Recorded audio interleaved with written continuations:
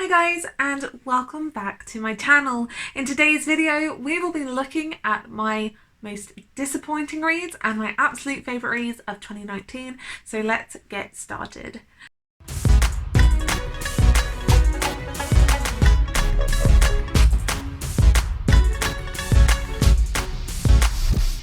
So instead of bringing all my books up here, I figured I would pop them on the screen right here and we will just go through it.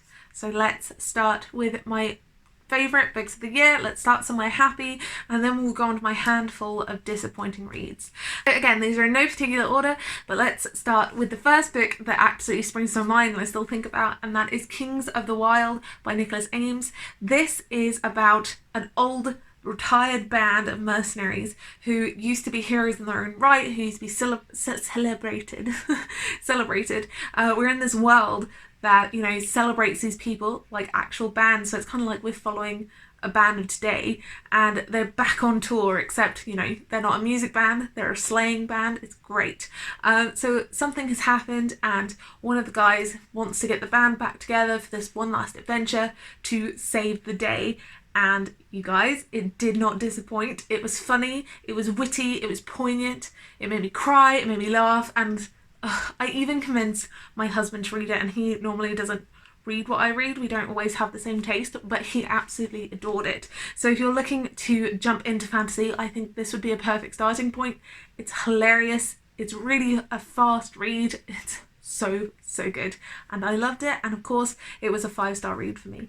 Of course, I couldn't go without mentioning The Golden Compass and his Dark Materials trilogy in 2019 because the TV show absolutely smashed it out of the water. And so I kind of watched the first TV show and then binge read all 3 books because I'd never read them. They weren't a part of my childhood and they did not disappoint. I loved the world. It was amazing. It was fabulous. It was funny and really like hard-hitting to be a YA book.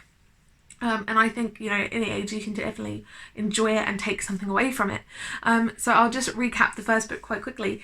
And we follow this young girl called Lyra. And in this world, they all have demons, and demons are a part of your soul. And kids are going missing, and we don't know why. And then Lyra decides she's going to go and figure it out and go on a mission north. It's very good. And talking animals. Who does not love talking animals?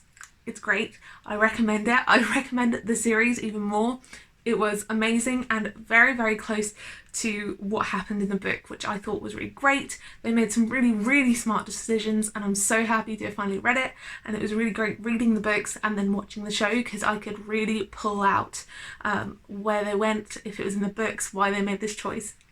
Was perfect. And the next one will come as a shock to no one, I'm really sure, because this was on a lot of people's favourites from 2019, and that is Serpent Dove by Shelby Mirren. Oh my goodness, this was sexy, witty, angsty, and it came to me at the perfect time and I could not stop listening. I absolutely adored this book, and I'm going to give you a short synopsis because I think this is definitely one of those books, the less you know, the better it is. And basically, a witch marries a witch hunter. And I'm going to leave it there because that's all I knew going into it, and it worked out perfectly for me. I absolutely adored the characters and I cannot wait for the second book to come out. So excited for this world, for the magic, for everything. Grand. Next book I adored this year was A Curse So Dark and Lonely by Bridget Camarera. Oh my goodness, I think this might be one of my favourite new authors. I also read Letters to the Lost and adored that, but this one was really special. It's a fantasy book and we follow our main character Harper, who sees something happening on the street. She sees a girl being abducted and she thinks to herself this isn't right and goes to try to stop it, and then she ends up getting transported to this magical realm where this prince is cursed and they want her to break the curse. It is such a great high-paced, high-stakes tale, and also has some great rep for cerebral palsy. So it's just really good. I love Harper. I think she's a really strong character and she's just really she's really good and I really liked it, and yeah, I'd definitely be picking up the sequel soon. The next book was not fantasy at all. This is Burial Rites by Hannah Kent, and this book gave me all the feels. I stayed up way too late one night reading it and I sobbed at the end. It's so atmospheric and just chef's kiss. It's so good. So it's set in Iceland in 1829 and it's all about the last woman to be executed there. We follow Agnes in her last days and you see what happened, the people who she's being housed with, how it affects them, what she's been accused of, and I think this is definitely a book that will stick with me for a really long time. I wish I would have read it when we actually went to Iceland, but even if you've never been or if you don't know much about Iceland, the way it is written, you just feel it. You feel the cold in your bones and the chill in the air, and it's just so beautifully written. The story is touching and it will stay with me for a lifetime. I still think about it to this day. And the next historical novel I want to talk about is The Silent Companions, and I'm not too sure how much I want to say about this because again, it is terrifying, and I think the less you know, the more creeped out you'll be.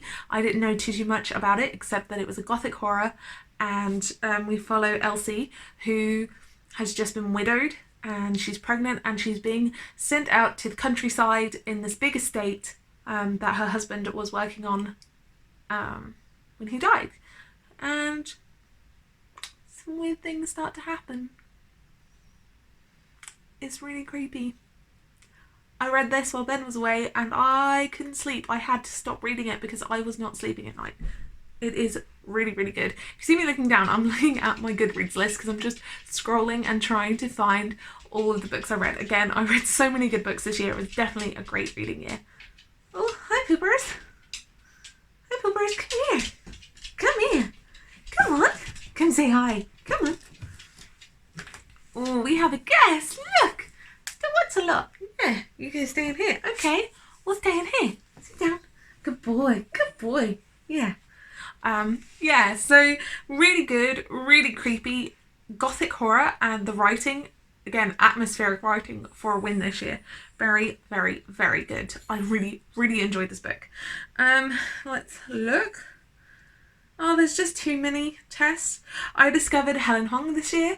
I read The Bride Test as well as the Kiss Quotient, and oh my goodness, I love them. I didn't think I was a romance reader, but those two books, as well as Red, White and Royal Blue by Casey McQuiston. So let's look at The Bride Test. Is all about this woman who is wanting her son to marry, so she goes to Vietnam. Is that right?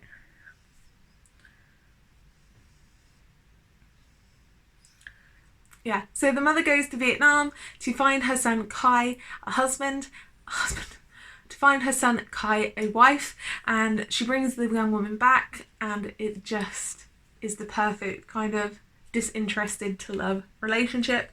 And in the Kiss Quotient follows Stella, who really wants to be better at relationships and the physical aspect of relationships, and so she hires an escort to teach her. Both of these books feature autistic characters, as well as Helen Hong herself being on the autistic spectrum. They're so good. They're so good. I loved both of them. I will read anything by this woman now. It's just so good.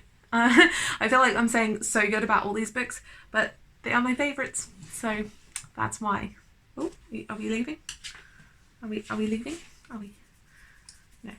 Red, White and Royal Blue by Casey McQuiston, and this book is about Alex, who is the son of the first female president, and his love and romance with Henry, who is the Prince of England, and we follow their romance and the aftermath of them being discovered. It's really good. I really enjoyed it. It's angsty and cute and all the feels and funny. One of my favourite quotes from that book. I'm not going to say it because I think if you haven't read it, that quote will sneak up on you. It's really good. And the book that started it all this year, this big fantasy adventure I now find myself on, was The Final Empire by Brandon Sanderson. This is my first time reading Sanderson, as well as just falling in love with this adult fantasy genre. and that book was The Final Empire, and this is the first book in the Mistborn trilogy. In this, we are in a world where the bad guy won, and ash falls from the sky. It's just miserable, and we follow our street urchin Ren. We follow our main character Vin, who is a street urchin, and she may or may not have a great skill in allomancy, which is all about digesting metals and what these metals can do for you. I don't like giving too much away. So those are all of the favourite books I read in 2019. Let's move on to the slightly more disappointing books that I read this year. I'm only going to mention two, because the rest that I rated low weren't disappointing because I wasn't hyped about them. They were just kind of actually there's three. I lied. There's three books. The first one was Dry by Neil Shusterman. Oh my goodness, I forgot I read The Toll. The next book is just the Arc of Scythe series. I read The Toll and Thunderhead this year, and if you don't know what it's about this utopian world where no one dies, and so in order to control the population they have scythes, and the scythes are trained to kill people at random, and we follow these two young recruits who are apprentices to a scythe, and they're learning the skill. That's all I'm going to tell you. But yeah, so I read Thunderhead and The Toll, and I loved it. It was so good. Yeah. Right, so now it's time for the sad part of this video, my most disappointing books. I only have a few. Some of the other ones I rated low. I didn't have any feelings or expectations going in. So these ones I really had or wanted more from. I didn't have high expectations, but I definitely wanted more from. And the first one just breaks my heart because, and that is Dry by Neil Shusterman. Oh my goodness, I was so hyped for this book. I bought this and I was ready to read it. I bought it for my husband's birthday because we really both like Scythe, and basically what happens when the water runs dry. There's no water, and we follow a couple of teenagers and through this situation that's happening. Ideas there. Even the execution was pretty good. The stakes were high, it was great, but then the ending ruined it for me, and I'm going to put a spoiler here. Spoiler. I'm not going to spoil too much. I'm just going to say that the ending was too happy. He wrapped it up too nice and neatly, and why? Why does this happen? Especially in YA. No one wants stuff wrapped up with a pretty little bow. Young adults, teenagers can handle realistic events happening. I'm not saying all the time. I realise that reading is a form of escapism, but this was just a little bit too neat and too nice and too happy and just... The next book was His Bloody Project by... oh no, I forgot his name. Graham Burnett. This book promised me so much and just fell flat. I found it really boring and pointless almost. It just wasn't my cup of tea. If you loved it, then please tell me why you loved it, because I'm so happy that it's out there for you to love. I just didn't get on with it and I found it really dull, which was sad because I was very excited for it. And then the last book I want to talk about today is The Girls by Emma Cline. This made me so sad. I thought we were going to get a really good cult story, and we kind of did, but it was just, nothing happened. And I don't understand the point of it. I kind of do, but at the same time, nothing happened. I had to force my way through this, so 2020 will be the year of DNFing more. So those three are the only ones I'm going to mention that disappointed. I think, I gave most of them 3 stars. I think 1 or 2 of them got 2 stars. So they weren't awful, they just weren't for me, and that's fine. Not every book I read is going to be for me. And you may love these. Don't take it as I'm bashing you. I'm not bashing you. I'm not even bashing these books. They just weren't for me, and it would be all boring if we all liked the same thing. Right, so I have rambled on enough. Editing me is going to have such a fun time with me stuttering and stumbling. Hopefully this is me being back. I kind of went AWOL last year. Wasn't intending to. A lot of stuff happened, including my computer breaking, which is great. Right, so if you want to see all the books I read in 2019 as well as a 3-word review, you can click the card up here. That video should be up, and if it's not up by the time this one is, I will make sure I link it soon as it is. Yeah, and I will see you guys soon. Make sure to hit that subscribe button if you want to check out my travel, lifestyle and bookish content, and I will see you soon with another video. Bye guys.